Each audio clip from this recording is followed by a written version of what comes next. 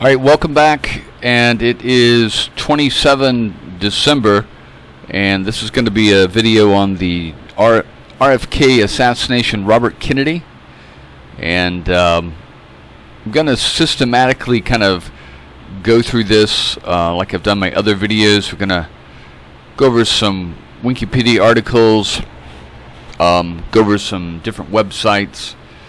Also, we're going to dip into the FBI files on the RFK assassination, some YouTube videos on the assassination, some news articles, and we're going to end it up with reading from a book. And this is a really good one, RFK Must Die. Alright, so let's see. So just get down to the basics here. Robert Francis Kennedy was born November 20th, 1925. He died June 6, 1968. Also known by his initials RFK and by the nickname Bobby. Was an American politician and lawyer. Hold on one second. Let me make this a little bigger here.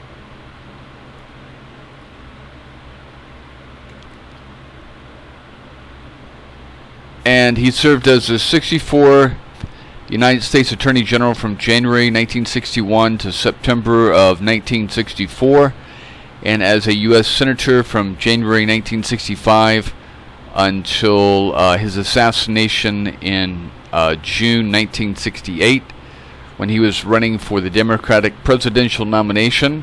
Like his brother John F. Kennedy and Ted Kennedy, he was a prominent member of the Democratic Party, an icon of modern American liberalism.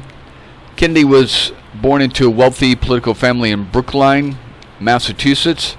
After serving in the United States Naval Reserve from 1944 to 1946, Kennedy returned to his studies at Harvard University and later received a law degree from the University of Virginia. He began his career as a correspondent for the Boston Post and as a lawyer at the Justice Department, but later resigned to manage his brother's John's successful campaign for the U.S. Senate in 1952. It says the following year, he worked as an assistant counsel to the Senate committee chaired by Senator Joseph McCarthy. He gained national attention as the chief counsel of the Senate Labor Rackets Committee from 1957 to 1959, where he publicly challenged Teamsters President Jimmy Hoffa over the union's corrupt practices. Kennedy resigned from the committee to conduct his brother's successful campaign in the 1960 presidential election. Let's see, he was appointed United States Attorney General at the age of 35. One of the youngest cabinet members in American history. He served as his brother's closest advisor until the later's assassination in 1963. His tenure is known for advocating for civil rights movement, the fight against organized crime and the mafia, and involvement in U.S. foreign policy related to Cuba. He authored his account of the Cuban Missile Crisis in the book titled 13 Days. As Attorney General, he authorized the Federal Bureau of Investigation to wiretap Martin Luther King Jr.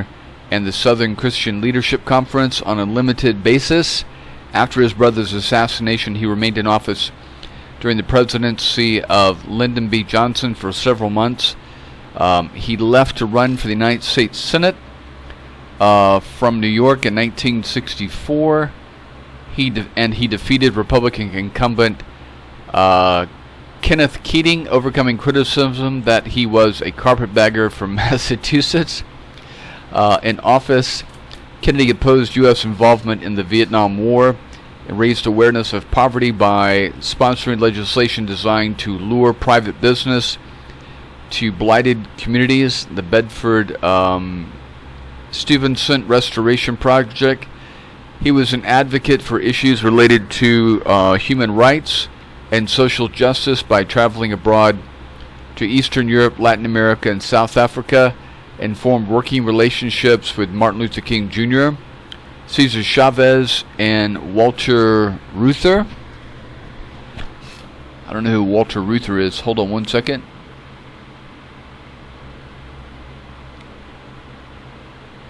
Oh, Union leader.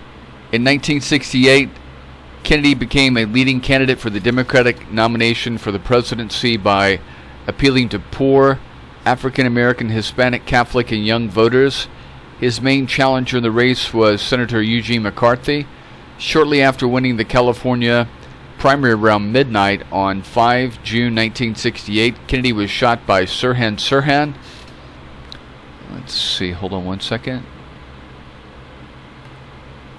A 24-year-old Palestinian, allegedly in retaliation for his support for Israel following the 1967 Six-Day War. Kennedy died 25 hours later. Sirhan was arrested, tried, and convicted. Though Kennedy's assassination, like his brother's, continued to be the subject of widespread analysis and numerous conspiracy theories. All right.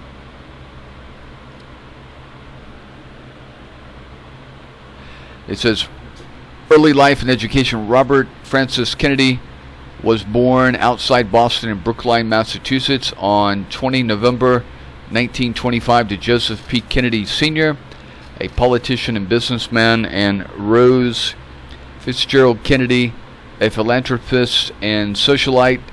He was the seventh of 9 children. Robert described his position in the family hierarchy by saying, "When you come from that far down, you have to struggle to survive." His parents were members of 2 prominent Irish American families and were active in Massachusetts Democratic Party. All 4 of the Kennedys' grandparents were children of Irish immigrants. His 8 siblings were Joseph Jr., John, Rosemary, Kathleen, Eunice, Patricia, Jean, and Ted. And we all know, Joseph Jr. died in a plane crash during World War II. John Kennedy was assassinated, and Ted Kennedy became a senator. It says, starting from a solidly middle-class family in Boston, his father created a fortune through a variety of activities and established trust funds for his 9 children that guaranteed lifelong financial independence. Turning to politics, Joe Sr. became a leading figure in the Democratic Party and had the money and connections to play a central role in the family's political ambitions. During Robert's childhood, his father dubbed him the runt of the family and wrote him off, focusing greater attention on his 2 eldest brothers, Joseph Jr. and John. His parents involved their children in discussions of history and current affairs of the family at the family dinner table. "I can hardly remember a mealtime," Kennedy reflected, "when the conversation was not dominated by what Franklin D. Roosevelt was doing or what was happening in the world." Let's see. As his father's business success expanded, Kennedy and his family lived in increasing prosperity in Massachusetts, New York, Florida, as well as London, where his father served as U.S. ambassador to the court of St. James from 1938 to 1940. What the hell is that? The court of St. James? Oh, okay. I guess that's England.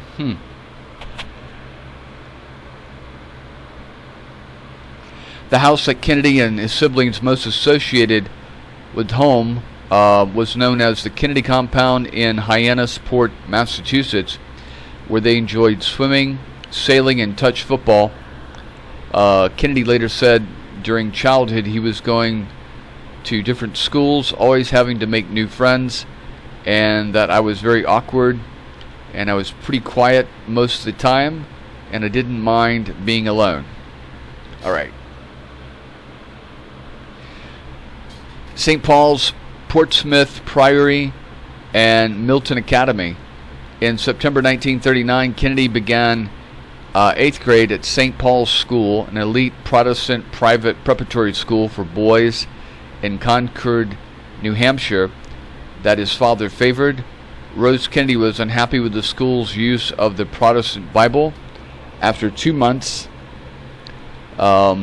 she took advantage of her ambassador husband's absence from Boston and withdrew Kennedy from St. Paul's and enrolled him in Portsmouth Priory School, a Benedictine Catholic boarding school for boys in Portsmouth, Rhode Island, which Kennedy attended from 8th and 10th grade. Monks at the Portsmouth Priory School regarded Kennedy as moody and an indifferent student. Father Damien Kearney, who was 2 classes behind Kennedy, reflected that he didn't look happy and that he didn't smile much. According to Kennedy's review of school records, Kennedy was a poor to mediocre student, except for history. In September 1942, Kennedy transferred to a 3rd boarding school, Milton Academy, in Milton, Massachusetts, from 11th and 12th grades. His father wanted him to transfer to Milton, believing it would be better prepare him for the admittance to Harvard. At Milton, he met and became friends with David Hackett. Now, who's David Hackett? An American official. Hold on one second.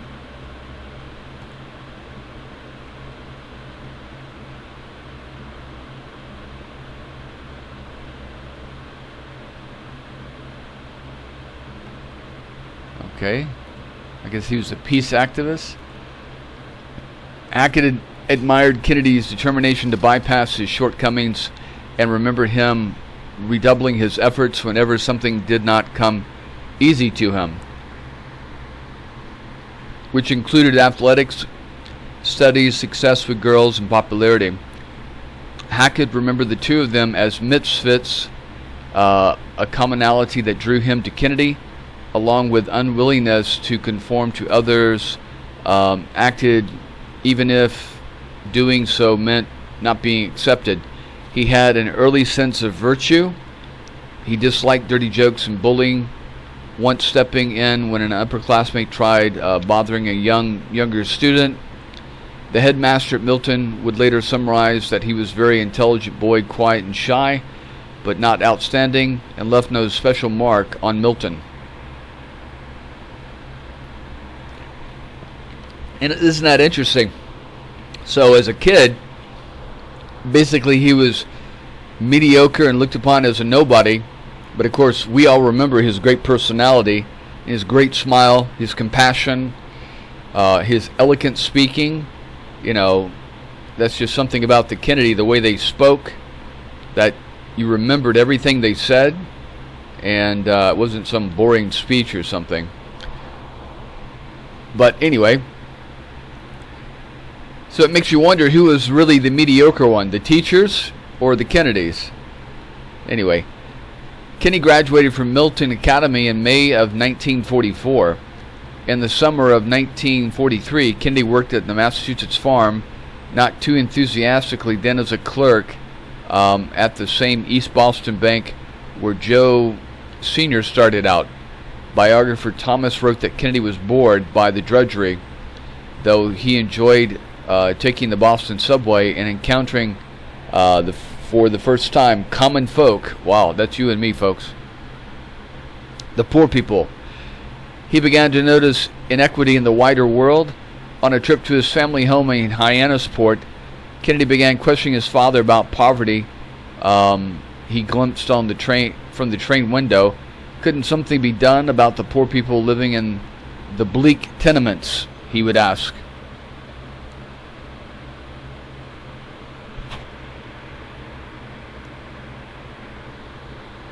So this is what happens with a lot of children of the rich, is they have the money and the time to dedicate to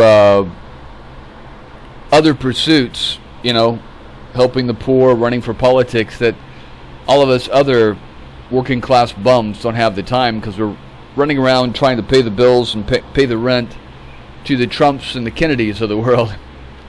Anyway, it says 6 weeks before his 18th birthday in 1943, Kennedy enlisted in the United States Naval Reserve as a seaman apprentice. Now, a lot of rich people would get their kids into an officer program or a reserve program to keep them out of being enlisted as frontline troops in the war. Anyway, he was released from active duty March of 1944 when he left Milton Academy early to report to the V-12 Navy College training program at Harvard College in Cambridge, Massachusetts from March to November of 1944. He was relocated to Bates College in Lewiston, Maine from November 1944 to June 1945, where he received specialized V-12 degree along with 15 others. So, from my understanding, they had this Navy program that would produce like engineers and other types of officers, and also give them a accelerated degree. I think it was like a 1-year program, or maybe a 2-year program. That way they could get the officers with those degrees in engineering and stuff like that, into the Navy as fast as possible. Let's see. During the college's winter carnival, Robert built a snowman replica of a Navy boat. He returned to Harvard in June of 1945, completing his post-training requirements in January of 1946, conveniently being left out of combat, all smiles and everything. Now his brother wasn't as fortunate, or his brothers, I should say. Kennedy's oldest brother, Joseph Jr., died in August of 1944 when his bomber exploded during a volunteer mission known as Operation Aphrodite. So his brother volunteered for this very, very dangerous mission. Basically, they would take a bomber, pack it full of explosives, take out, leave just a skeleton crew of like 2 men, and they would either fly it to a strategic factory or target in Germany, or sometimes they would fly it towards like a dam or something. And so the pilot was to fly to, and you got that target in sight, and then they would lock the controls, with the plane targeted towards that site, and then they would jump out and parachute down and hopefully escape. Well, what happened is, I guess there was some kind of artillery fire, anti-aircraft fire, and it fired up and blew up Joseph Kennedy's plane before he was able to jump out. And he had been being prepared to become the first presidential candidate from the Kennedy family there. But of course, when he was killed, then it dropped down to the next oldest, which was John Kennedy Jr. All right, so I'm going to stop there, and we'll move on to the next section. All right, so we're just going to systematically, every time we do this video, go through all these documents and pull out what we can pull out. Now, the FBI kept an extensive file on basically every politician. Hoover used these files to see if they had any baggage or skeletons in their closets that he could know about, and use that for political influence and to get more power, things like that. And he especially did this over the Senate, which controlled the Congress, which controlled the purse strings there. And so there's FBI files on Robert Kennedy, but there's also FBI files on the Robert Kennedy assassination. And that's what we're going to start off on, and we'll get into the other files later. So apparently there's like three sets of files, about 60 pages each. I have no idea what's in any of these files, so we will see what we come across. And looks like this is dated May 4th, 1977. This one looks like it's from the Special Agent in charge of the Los Angeles office of the FBI. It's to them from Special Agent Meady Richards. I have no idea who this is. And then this is their designation for the Kennedy RFK assassination Kensaw. So it says, on August 12, 1975, the Los Angeles County Board of Supervisors appointed Special Counsel Thomas Krantz to investigate independently the assassination of the Kennedy, Senator Robert Kennedy.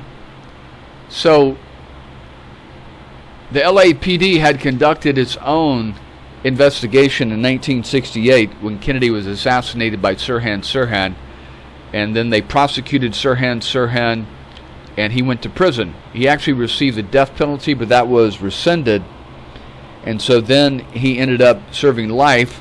But then, just recently, I think just last year, the parole board, because Sirhan Sirhan had been such a model prisoner the last, what would that be, 2022 minus 1968, last 54 years, basically he kept his nose clean, stayed out of trouble, all those kinds of things. They decided to give him parole. But that was rescinded by Governor Newsom, but Sirhan Sirhan should have been out on parole. Now, just to make clear, I have no doubt that Sirhan Sirhan participated in the assassination of Robert Kennedy. Except, I have a couple of exceptions here. I mean, it's obvious he was there. People saw him firing the gun. They heard him firing the gun. They wrestled the gun away from him. They wrestled him to the ground. Many people were shot. But the only problem is his gun held 8 shots. It was a revolver.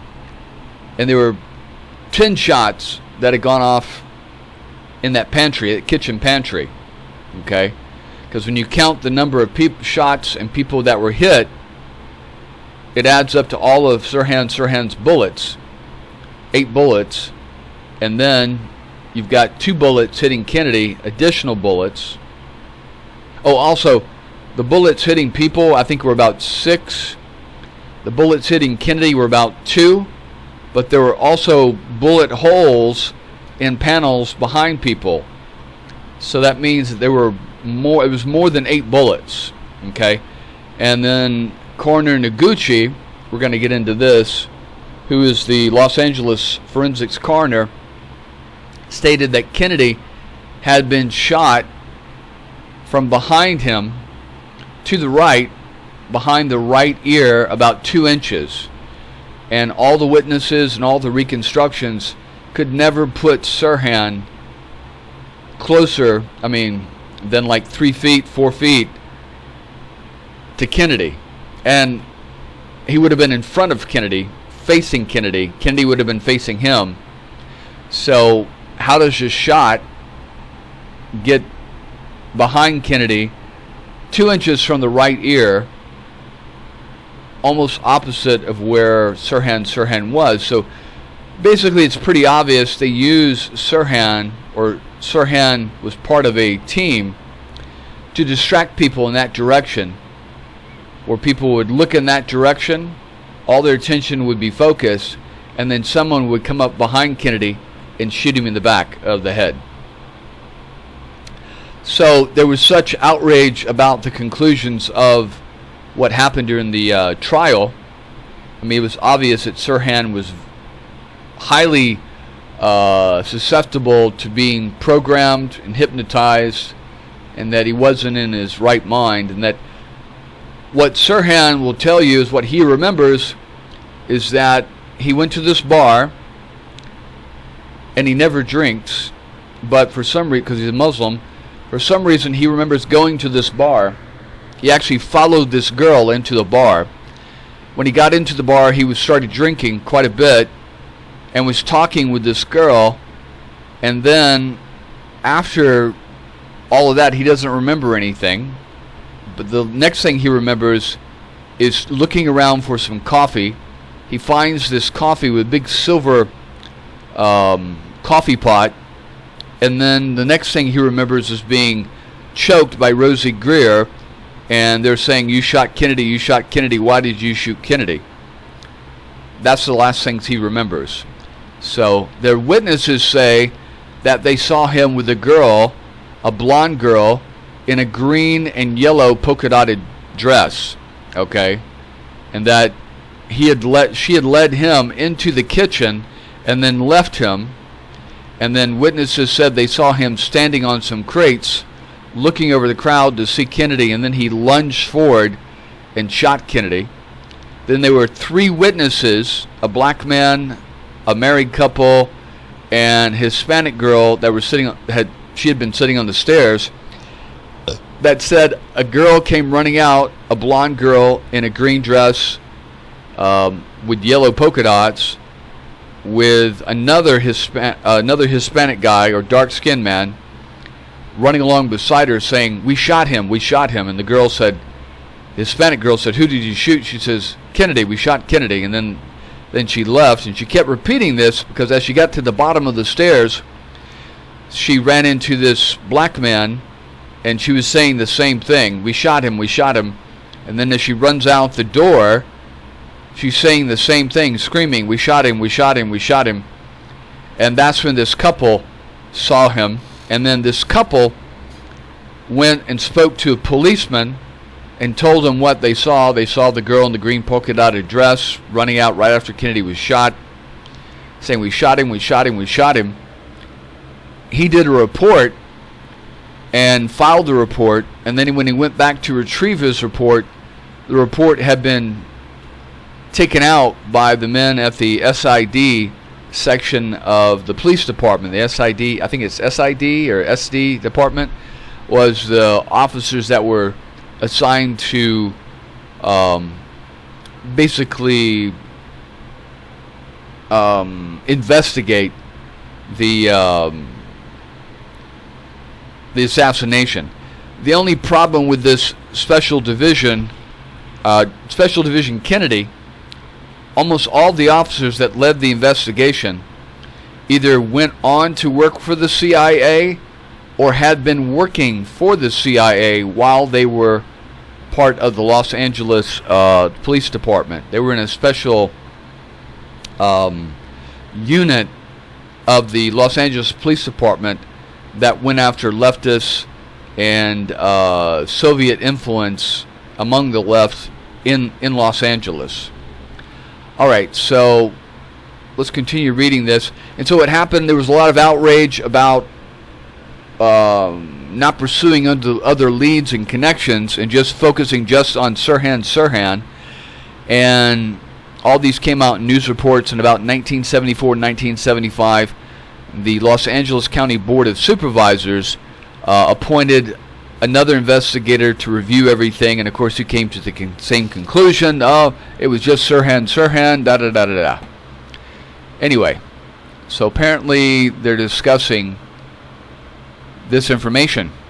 This report presents my observations and conclusions as special counsel appointed by the Los Angeles County Board of Supervisors on 12 August 1975 to investigate the assassination of Robert Kennedy.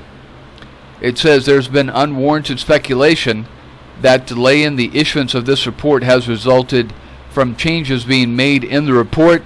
Such speculation is false. This report is my product, and no changes in either content or substance have been made by any other persons.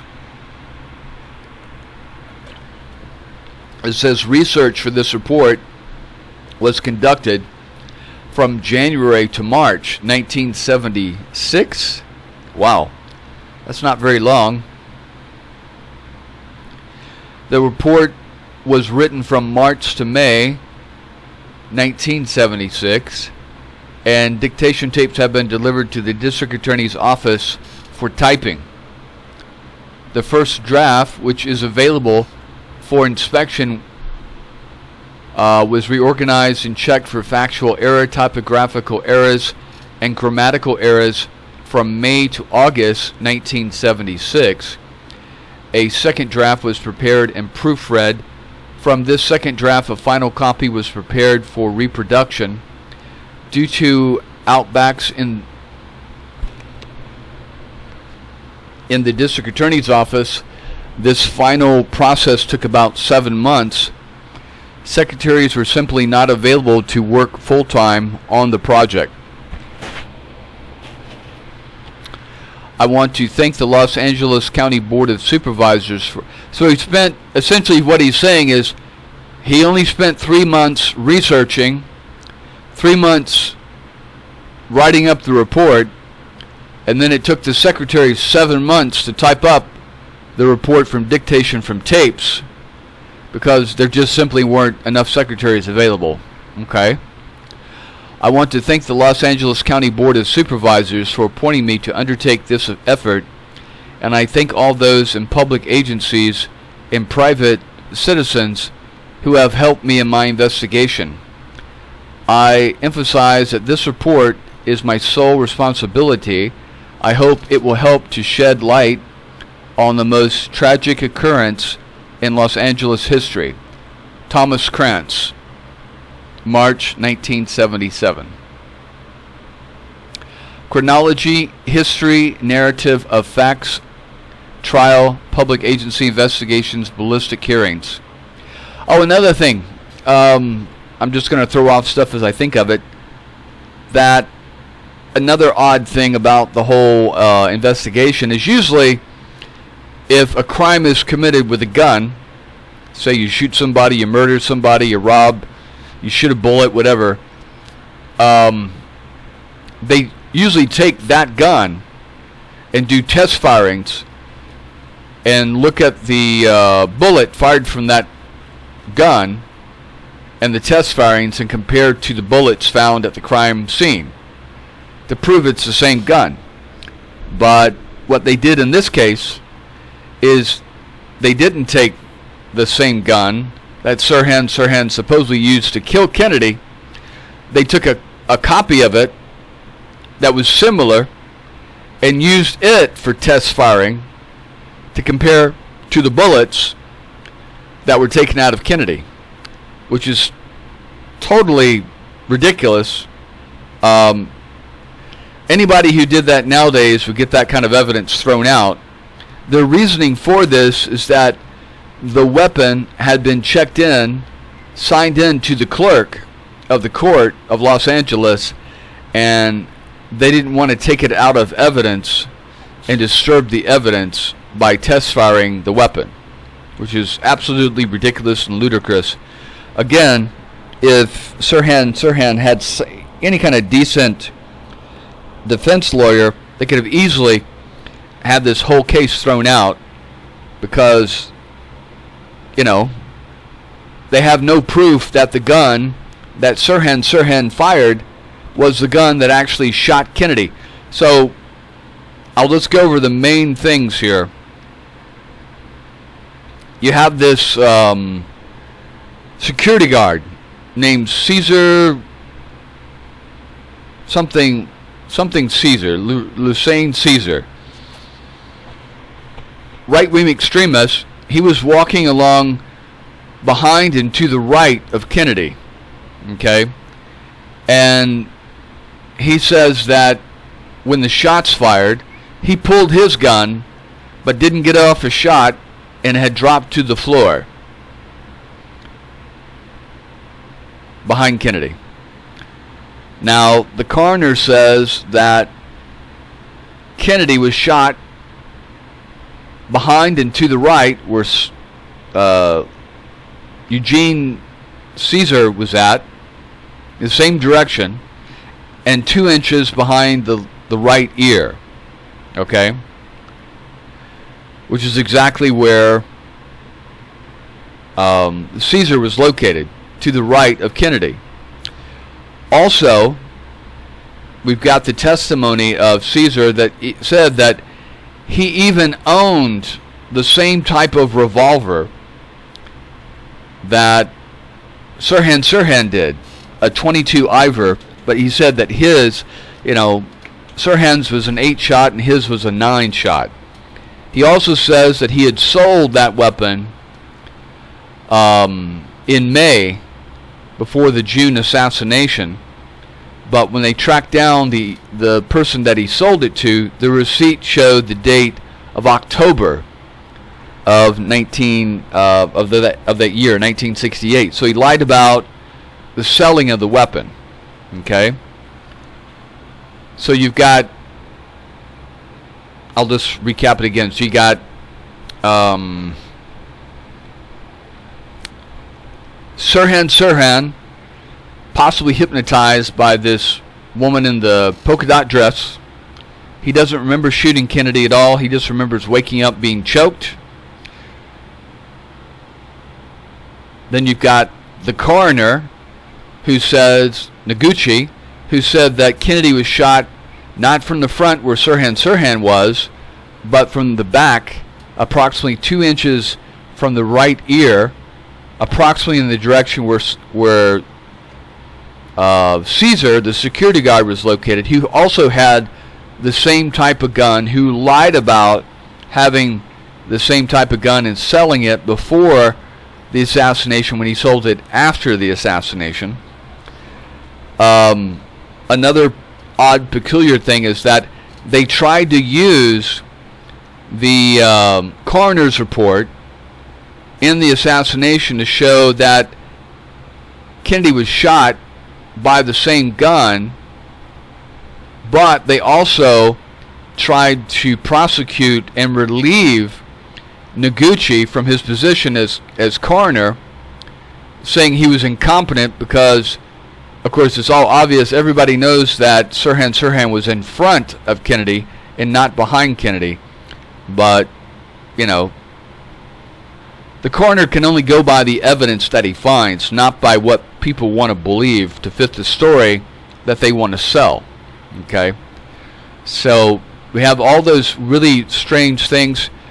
Sirhan being hypnotized, this really right-wing extremist being right behind Kennedy, right where the coroner Noguchi said Kennedy was shot from, the direction.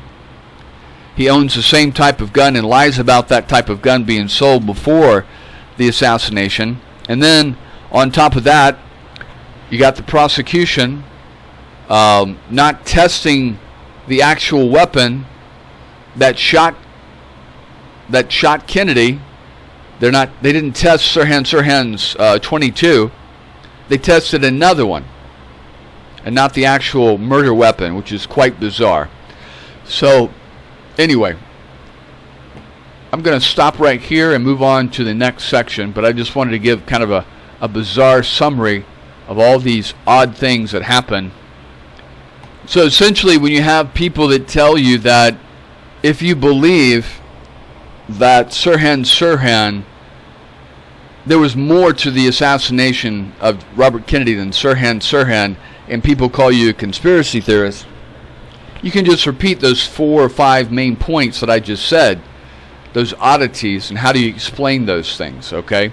And what we have here with Krantz is kind of a re-whitewash, where he goes back and just kind of repeats and re-emphasize all the points that they say point toward Sirhan alone killing Kennedy, and they ignore all the other points that point to a conspiracy involved in the assassination of Robert Kennedy. All right. Let's see here. Hold on one second. So we're going to look at some videos here. 1925, to a wealthy and politically powerful family, he seemed destined for greatness. He served in the Navy during World War II, and eventually becoming Attorney General under his brother, President John F. Kennedy. His world shattered with John's assassination in 1963. Robert channeled his pain into a passionate fight for the downtrodden. He championed civil rights, campaigned for the poor, and spoke out against the Vietnam War. In 1968, he entered the presidential race, vowing to heal the nation's divisions, sparking hope for a better America. His campaign gained momentum, but tragedy struck again. On June 5, 1968, at the Ambassador Hotel in Los Angeles, he was shot from behind by Sirhan, a fatal shot behind his ear. Though cut short at 42, he is remembered as a champion. You see, even they just repeated that he was shot behind his ear. And at no time was Robert Kennedy facing away from Sirhan Sirhan. So they entered the pantry, and Sirhan Sirhan came around a table in front of Kennedy and started firing. And after all the shooting, Kennedy dropped, and then Sirhan Sirhan kept firing and hitting people behind Kennedy. But someone shot Robert Kennedy to the right and behind him, and Sirhan was in front and to the left of him. So very, very odd. Anyway. Champion of the underprivileged, a beacon of hope, and a symbol of the unfinished work of social justice. Robert F. Kennedy was... All right. And it's kind of sad because you have, you've got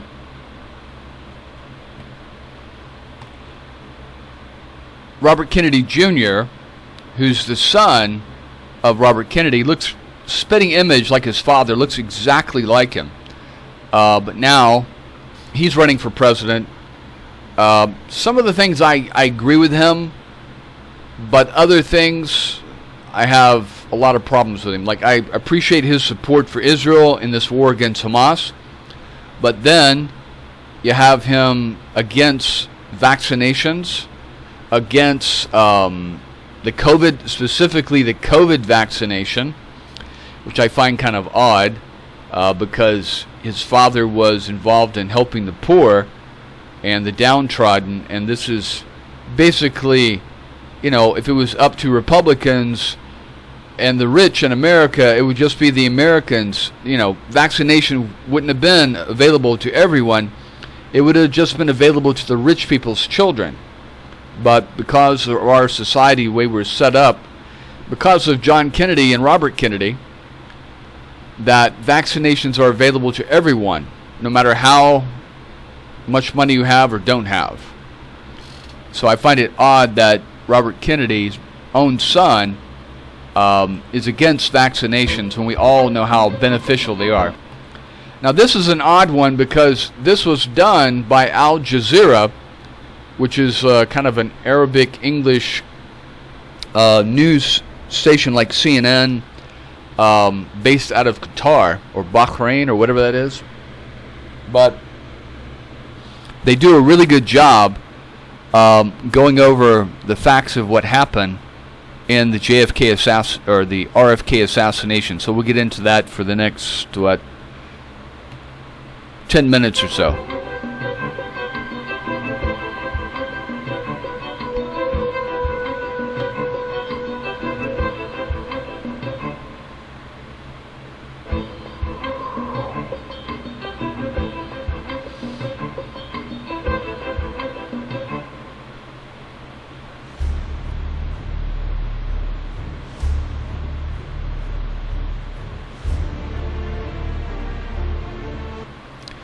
Now there's the ambassador. Now I've been to Los Angeles and been by that. It was all boarded up. They were closing it down. And then like a couple years later, about 3 years later, I went back and they had completely torn it down and rebuilt a school there. And I think they even named the school after Robert Kennedy. But he was killed in the ballroom of the Ambassador Hotel, which I think is like over here or so. Or he killed in the kitchen. Pantry kitchen right outside the ballroom there.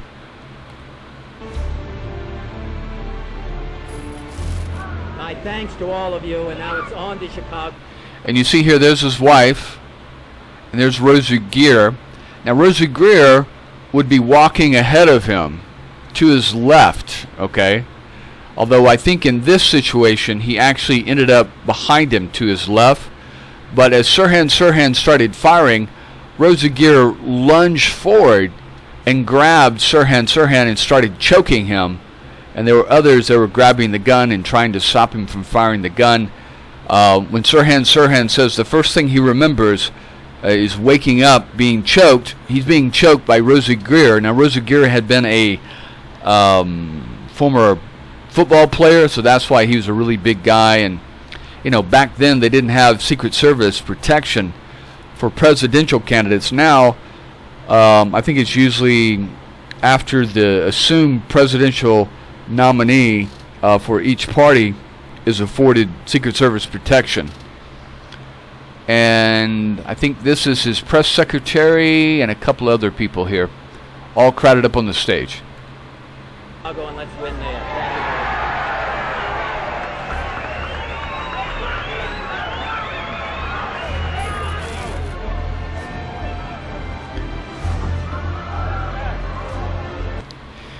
And they're going to talk about it here, but from what my understanding, Kennedy was supposed to leave this Ambassador Hotel ballroom and then go over to another room off the side where he was going to hold a private press conference with the news media who'd been in that area.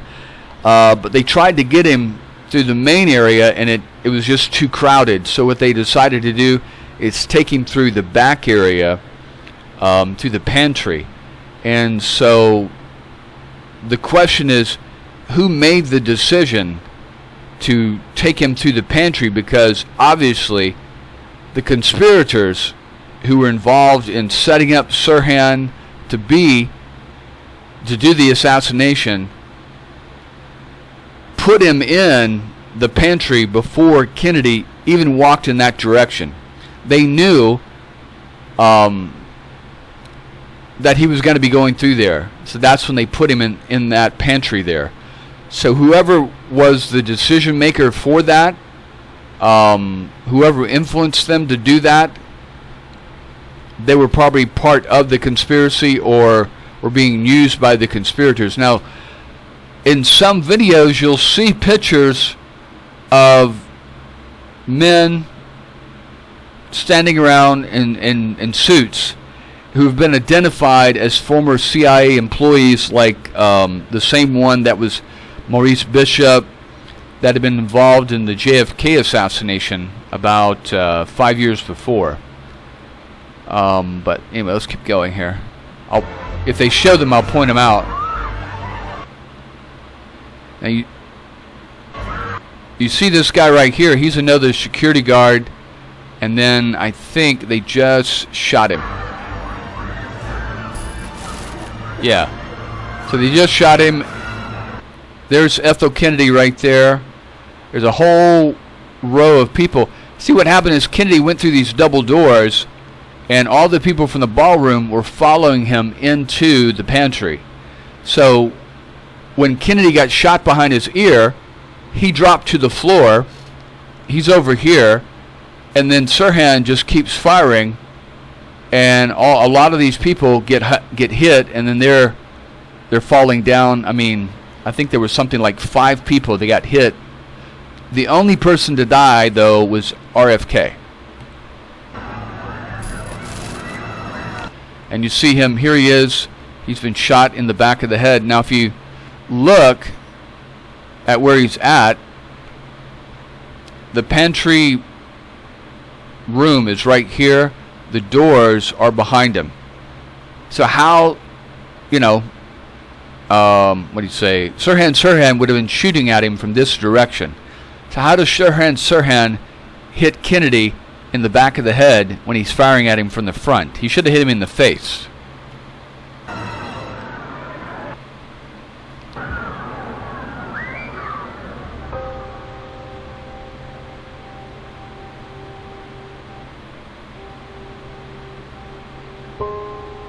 This is his grave at Arlington Cemetery.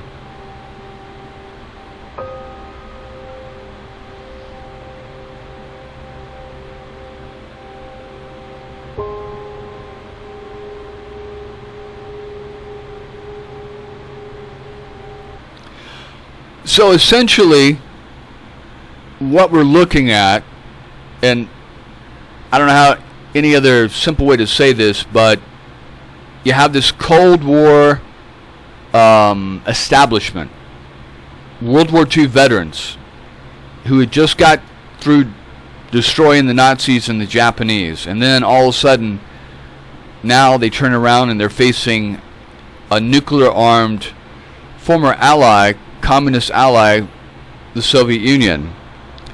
And so for the last 23 years, they've been fighting for survival against this communist encroachment around the world. And they were paranoid. There were also many of them that were making a hell of a lot of money from this Cold War that was going on. One of these fronts that was part of the Cold War was the Vietnam War. And with the assassination of JFK, it opened the door for Johnson to get us into the war. Now, you know, the odd thing about this is that Johnson, he wasn't part of the JFK assassination, but he definitely benefited from it. And you can see the guilt that went through him, and he realized, you know, this Vietnam War had turned into a quagmire. And here they had been, Johnson and Westmoreland had been telling everyone for years and years and years that, you know, the light is showing at the end of the tunnel. The end is coming right around the bend. You know, that the war in Vietnam is coming to a close. And then you had people like, you know, the end of 67, like RFK and Martin Luther King, coming out publicly, who had once been allies with Johnson in the civil rights movement, now criticizing him, becoming his fiercest critics. Martin Luther King was one of Johnson's fiercest critics against this abomination of a war in Vietnam. And then RFK came out against the war.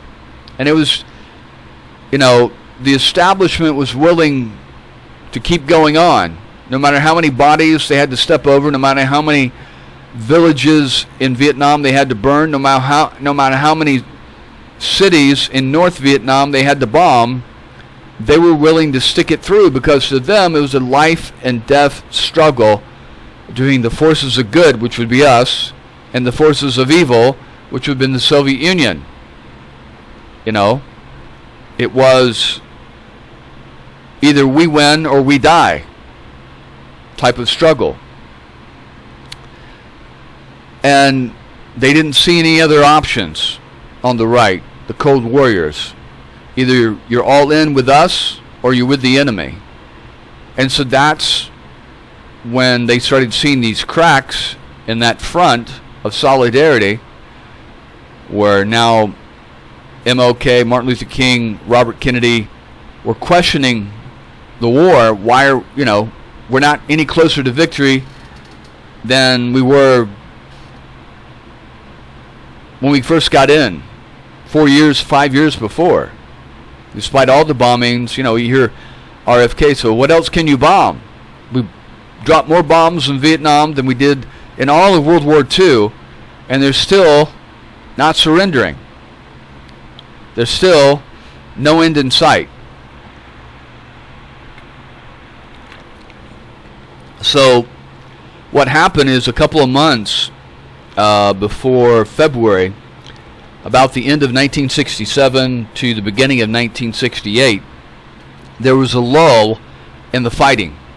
The guerrillas in Vietnam had backed off and weren't attacking the U.S.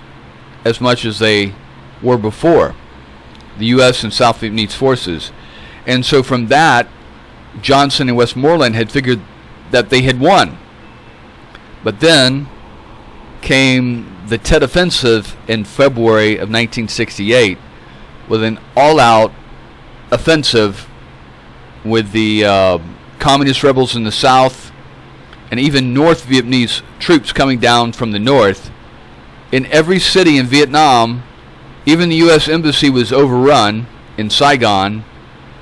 The U.S. forces fought back, and within a month had completely defeated the communist insurgents and the regulars from North Vietnam.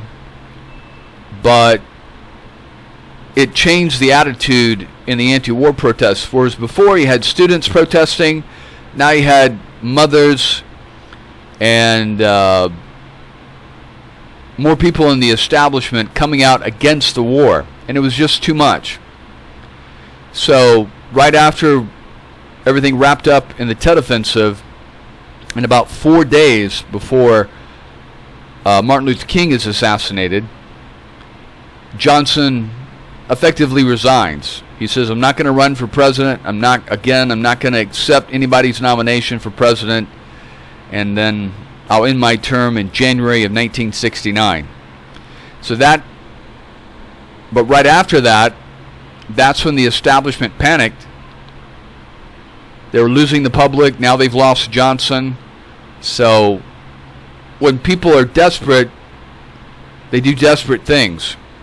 And that's when the establishment struck out, and they killed Martin Luther King, who is the most vocal of the anti-war movement, established people that was listened to. You know, the yippies and the hippies and the Hoffmans and all those, the Chicago Six. No one gave a damn in the regular households, the middle class of America. No one gave a damn or listened to those people. Okay? But people did listen when Martin Luther King spoke, when Robert Kennedy spoke. They listened. So the military-industrial establishment, the same group of people that had killed or joined in the assassination of JFK 5 years before, now turn their guns on Martin Luther King, and now also turn their guns on Robert Kennedy, because one of the things that was implied and that they were scared of is that Robert Kennedy, if he became president, and most likely he would have beaten Nixon and become president, would have reopened the assassination files on his brother and gone after and prosecuted the people who actually did kill his brother. And so they had to eliminate him before he even got to that stage. And this is what they did. They set up and brainwashed this Sirhan, hypnotizing him and brainwashing him.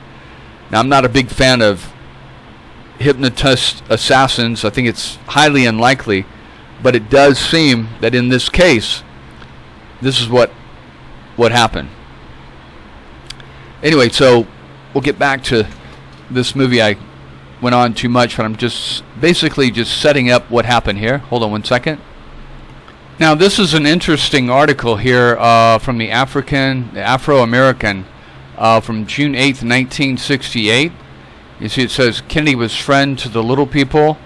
And you see here, there's a picture of RFK. There's a picture of Sirhan. But you have to read through everything. And I find this interesting here. That, hold on one second.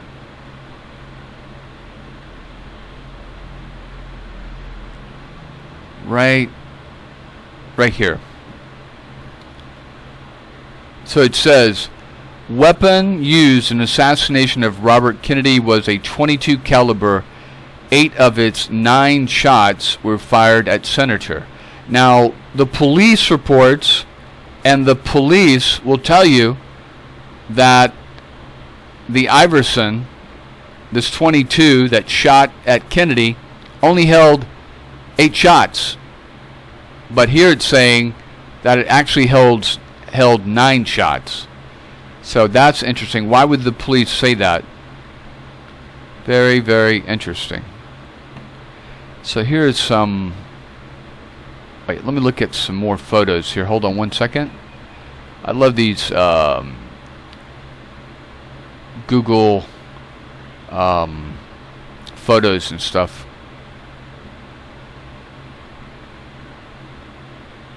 Alright, hold on one second. It's always like going back and reading the original articles, because you find out so much more information. This one, it says it's I guess this is some kind of editorial. It's unbelievable. It's so truly tragic. It's hard to comprehend. On April 13, just 57 days ago, we wrote in this space our reaction to the vicious murder of Dr. Martin Luther King, and now the totally unexpected and senseless assassination of another voice of freedom, Robert Francis Kennedy. And it says, this can't be the America which talks about piously about democracy, yet breeds idiots and cowards with who use guns to silence voices of freedom. Well, there you go. Things happened in our world minutes after the Kennedy assassination on Tuesday, pretty much like they did at the time of the King assassination in April. We were awakened by the Baltimore editor George W. Collins. He sounded so far away it was hard to understand what he was saying. He turned off the TV when it announced Mr. Kennedy was the victor in the critical California primary, so missed the shooting. See, a lot of people missed the shooting because Kennedy won the California primary. He did his speech, and then he walked away to the pantry.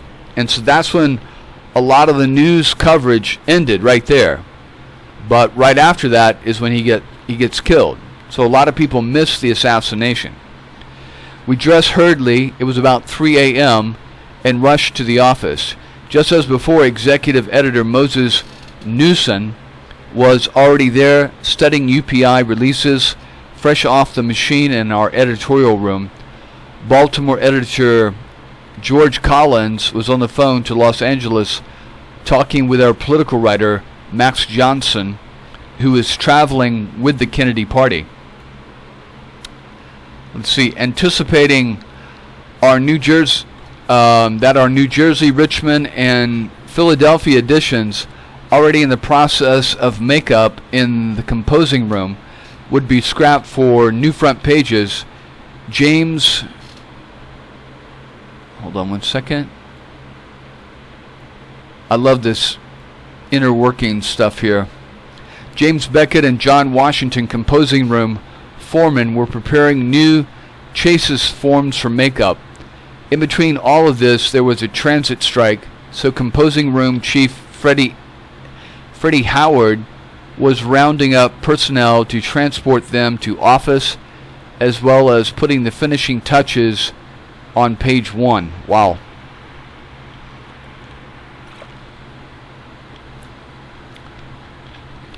Photografer Chief John Quarles was ready for the photos selected by editors and retouched by artist Thomas Sockett, who could hardly believe the news when we awakened him. Production executive John J. Oliver was there to coordinate the work with the other foremen and co-workers, Leon Brown, Clarence White, and James White, who set all the breaking stories. It was a heck of a morning and a day, but the Afro and its stories and photos for page 1 display Wednesday in Richmond, Philadelphia, and New Jersey were accompanying large photos, largely because of cooperation of concern. Co-workers, the Afro was up on the news. It was hectic because all of us felt a sense of loss about the brutal murder of a friend like Robert Francis Kennedy.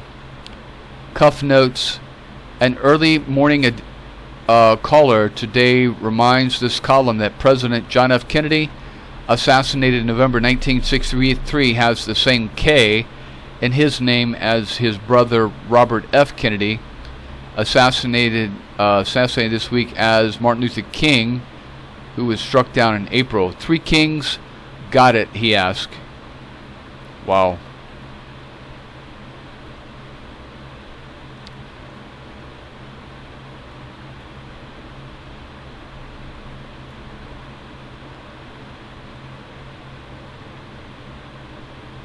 It says, "End to relatives cuff note. Many may remember Mr. Frazier for his role as Buckwheat in the Sunshine Sammy story." Wait, is that it? Okay, hold on one second. Yeah, here is the front page of the Baltimore Afro-American, and let's see if we can zoom in and read some of this. It says, Senator to be buried at site of JFK.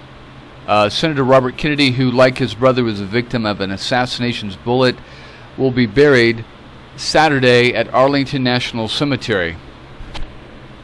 The 42-year-old senator will be buried near the President John F. Kennedy, who was killed by a sniper in 1963.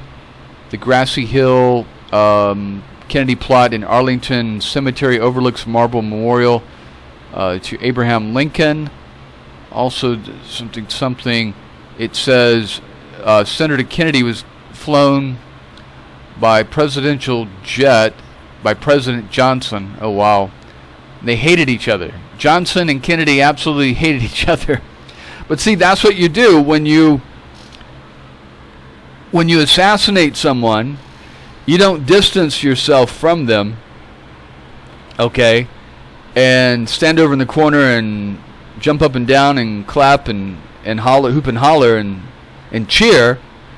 You fake crocodile tears and mourning and crap like that, and that way the attention doesn't focus on you as a possible assassin. Let's see. The senator was carried along, flown red carpet and plane aboard the President's Air Force One plane for the 4-hour flight to New York. There the body was in St. Patrick's Cathedral. The funeral and the trip to Arlington National Cemetery for burial Saturday. Thousands of mourners streamed past the young senator's Briar. Kennedy 42 died at something a.m. Thursday, so 1:44 a.m., 25 hours after he was hit in the brain by a bullet fired by an Arab immigrant who was seized at the scene.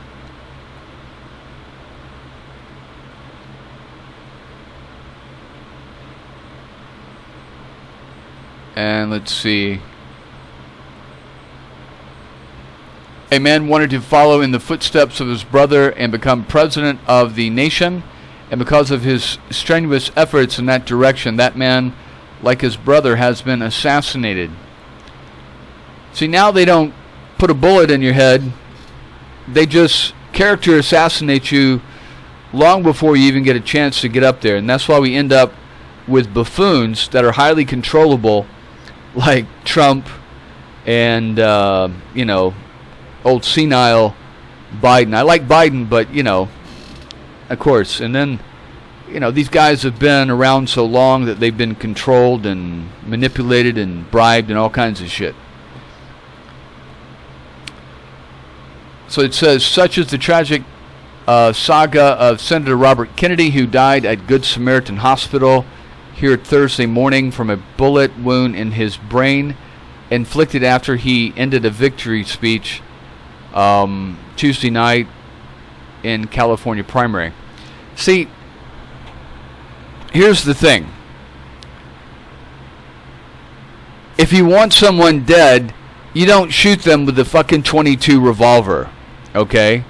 Because the .22 revolver is just a little bit more powerful than a pellet gun.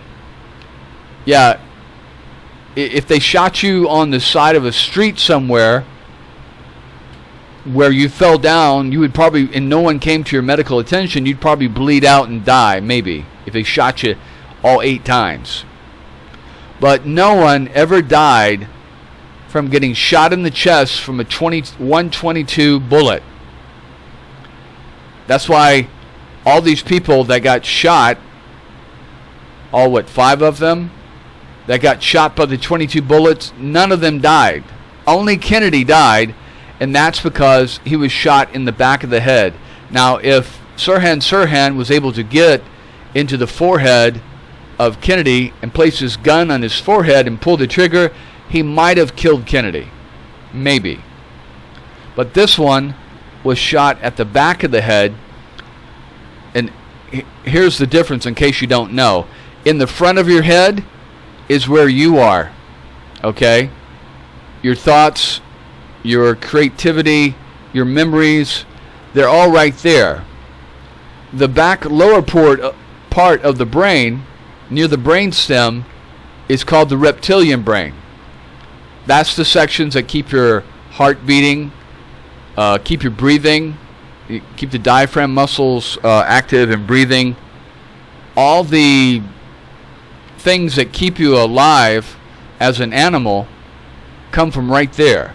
And it's strategically there because if all that stuff had been in the front and you got hit, those people wouldn't survive. So the people whose reptilian part of the brain, the auto functions of breathing and the heartbeat, that have that part of the brain in the back lower part near the brainstem, those survived, and therefore those produce more children, those evolved, and that's why we evolved with, and like if they want to have a lobotomy, when they used to do lobotomies, they would do that from the front of the brain, go through the nose up into the upper cavity of the brain, because that's where your personality is, your creativity, your memories, things like that. The deeper you get into the brain, the lower you get to the back brain stem. That's the auto functions, the breathing, the heartbeat, stuff like that. So again, you can tell by the way Kennedy was assassinated, that was carefully planned to be that way. They used Sirhan as a distraction, so everybody would go in his direction to the left. Okay? And he would be firing. Again, none of those people hit by Sirhan's bullets died. The only person to die was the target, and he was shot within 2 inches of the back of his head, either by Eugene Caesar, whatever the security guard's name is, or by someone else. Because while everybody else is ducking and distracted, someone could easily come up with a exploding .22 specially made bullet, put it up to Kennedy's back of his head, and fire the weapon. And that's exactly what happened. While everyone else is ducking and looking towards Sirhan, this person comes up behind him and shoots him right there. And then could easily drop and fall and go away or walk away or crawl away. And in the chaos, no one would see him. And that's exactly what happened to Kennedy. Again, nobody died from getting hit by Sirhan's 22 little pea shots. Nobody died.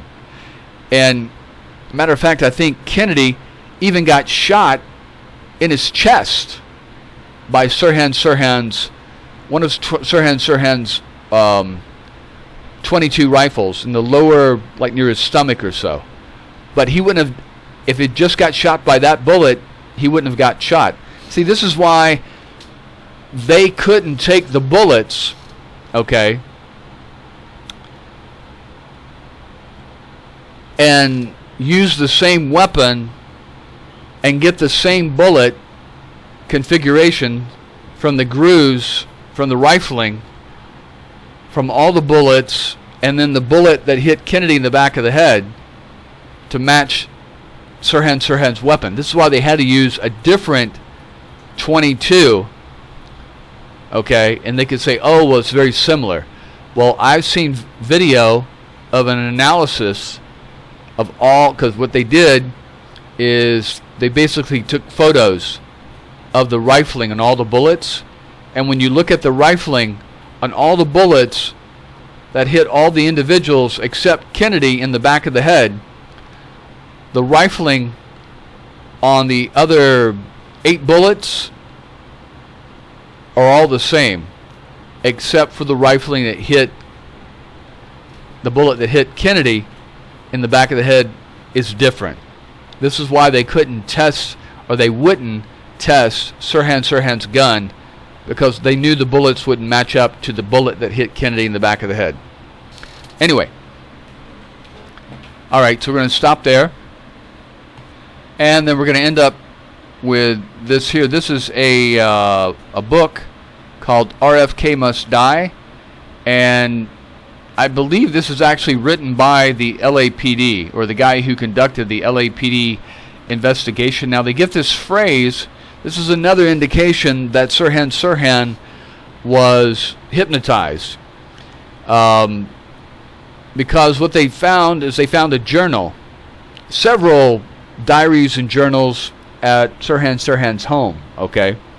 Matter of fact, in Sirhan Sirhan's pocket, in his shirt pocket, they had found a news article that someone had clipped out and put in Sirhan Sirhan's pocket, or Sirhan Sirhan put it in his pocket, that talked about Kennedy said if he's elected president that he would definitely support Israel and sell them fighter jets, okay? And see, up until Nixon in 1969, Israel got very few weapons from the United States. They mostly got them from Germany and France and other sources, but when Nixon came into office, then Israel was able to buy weapons from the United States. But, you know, it's odd that Nixon had said some of the same things about supporting Israel and selling weapons to Israel, but Sirhan Sirhan never made an attempt to kill Nixon, even though Nixon was from Los Angeles, had a home in San Clemente, and was constantly coming back to Los Angeles, and wasn't president, wasn't a senator, so he didn't have any security, but he was running for the Republican nomination and would win the nomination and win the presidency. But don't you think it's odd that Sirhan Sirhan never went after Nixon, even though Nixon said the same things about selling weapons to Israel and supporting Israel? Kind of odd, huh? It's just that Nixon also was supporting the establishment and the fighting in Vietnam, and that actually Nixon would be in Vietnam longer, 5 years. So you got 69, 70, 71, 72, 73. Nixon was actually in Vietnam longer than Johnson was in Vietnam. Anyway, so, but you don't see Sirhan Sirhan writing Nixon must die, Nixon must die, Nixon must die in his diary.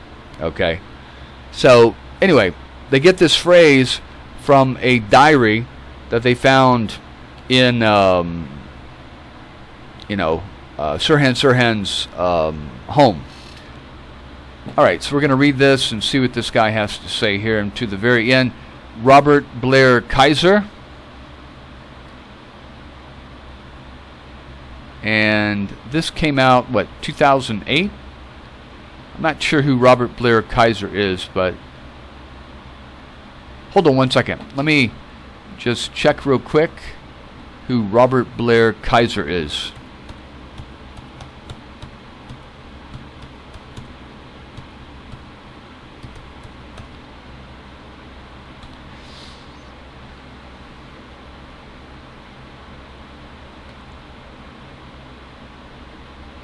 So it says Robert Blair Kaiser was an American author and journalist, best known for his writing on the Catholic Church. Trained as a Jesuit. Let's see what else here.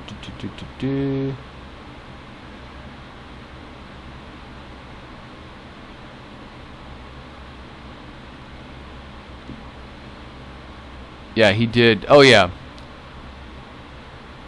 Yeah, he did the first one, RFK Must Die, in 1970. I guess he reissued it or something in 2008. But yeah, it looks like most of his stuff's on the Catholic Church there. All right. So we'll read this for about 11 minutes and then we will stop.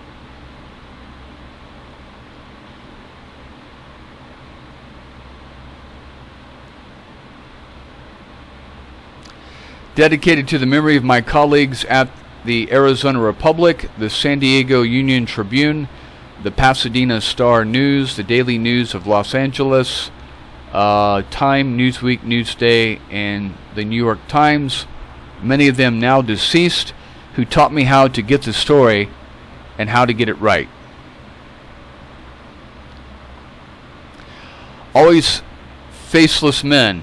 There has to be something more to it.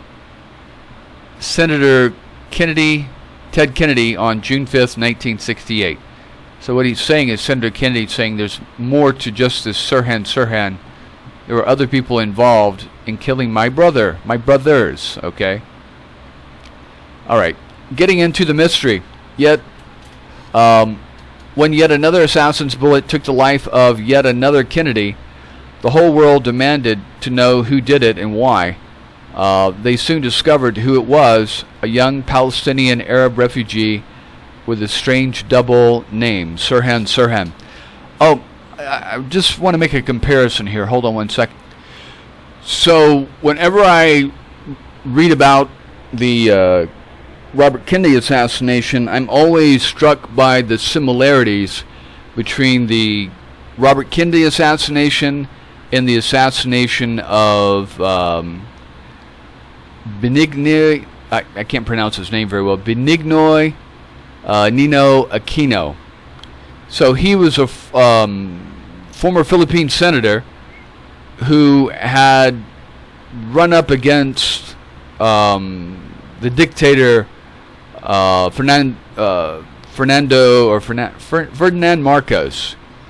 And Marcos was quite paranoid of him because he knew if there was any challenge coming to his dictatorship, it would come from Aquino. But so what happened is that Aquino had actually fled the Philippines, but then returned in 1983, and he was assassinated at the airport as he was coming down the stairs.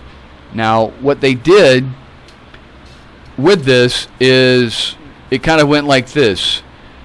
He was in the airplane with the news media.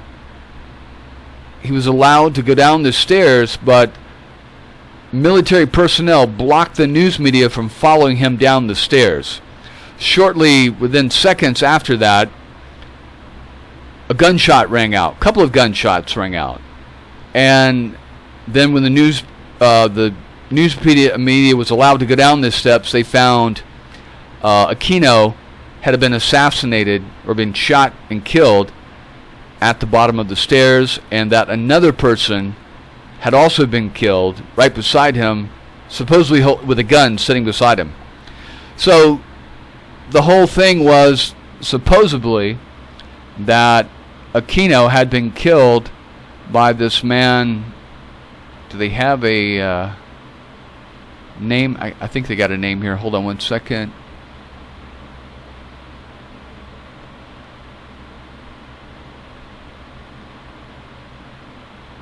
Yeah. So it says just before the shots were fired, Aquino is saying "Ako na" as he went into the service staircase, while the other personnel were heard saying "Pusila, pusila, up pusila, pusila, pusila." It was recorded on the news camera, but the actual shooting of Aquino was not caught on camera due to exposure to sunlight. So they were actually blocking the news media from following him with the cameras so they could shoot him.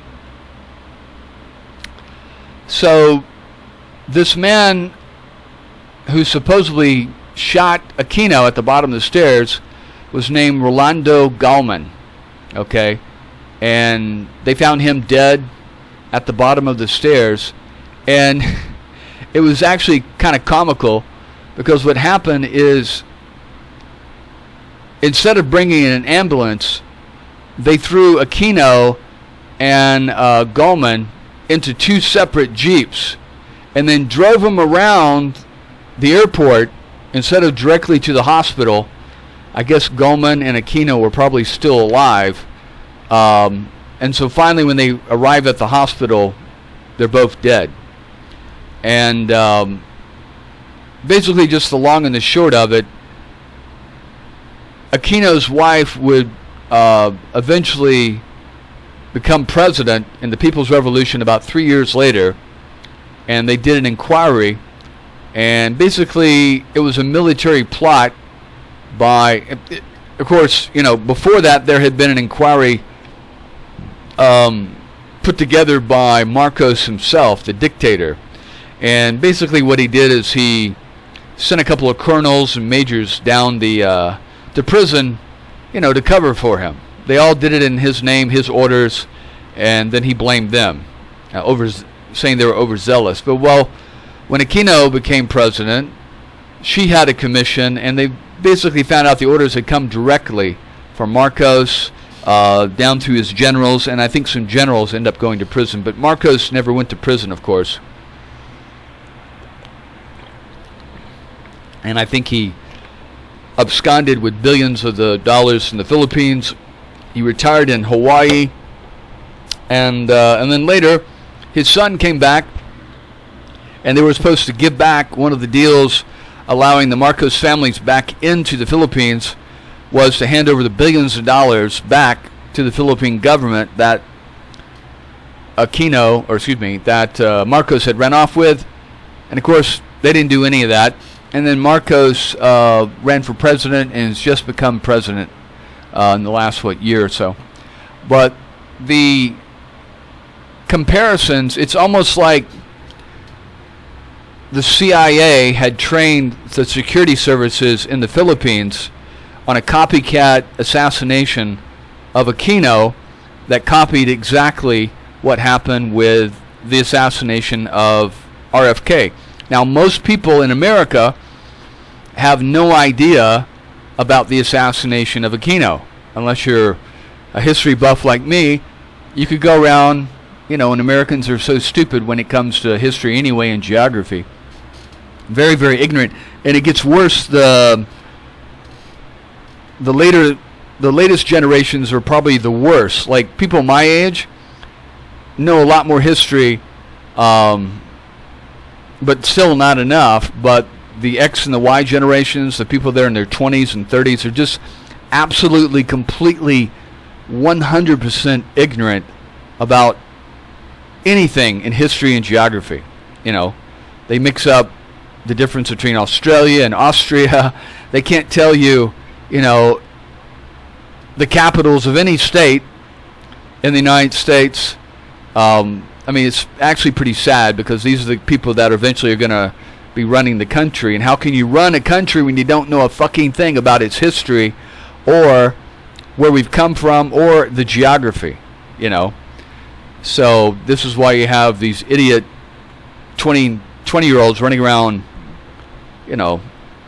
protesting against Israel and talking about chanting, from the river to the sea, Palestine will be free. And there was never a Palestine. And then what they're saying is actually genocide against all the Jews that live in Israel. But anyway, that's the sad state of what we have. And if you go around and talk to any 20-year-old nowadays about the Robert Kennedy assassination, they'll have no idea what the hell you're talking about. Because they were either, if they did even mention it in history in school, they were either sleeping or picking their nose. It's just a very sad state of affair. But you have people like this that vote. And you have people like this that go on and get elected to offices like Marjorie Taylor Greene and Lauren Boebert, I think there should be some kind of test, a history qualification test, that if you have to pass some kind of quiz before you can run for fucking public office, because you don't know the history. How can you even vote on anything? But it's a very sad state of affairs. I fear for the future. Thank God I'm 57. I'll only be around the next 20 years. Maybe some of these 20-year-olds will learn something, but most are pretty damn ignorant. They really don't know anything unless it's involved in a 30-second TikTok video. They have no idea. They can do all the latest stupid movies and dances, and they can tell you who's sleeping with who in Hollywood, but they can't tell you, who was president back in the 1970s or the 1960s. Nothing. It's just very, very sad state of affairs. But anyway, so we're going to finish up here, and I'm going to continue with this next time. and we'll move on. And we'll just try to do this every time. We'll do a little bit of Wikipedia, maybe some websites, some FBI documents, some YouTube videos, news articles, and then we'll read from these books here. All right, take care, and we will see you next time.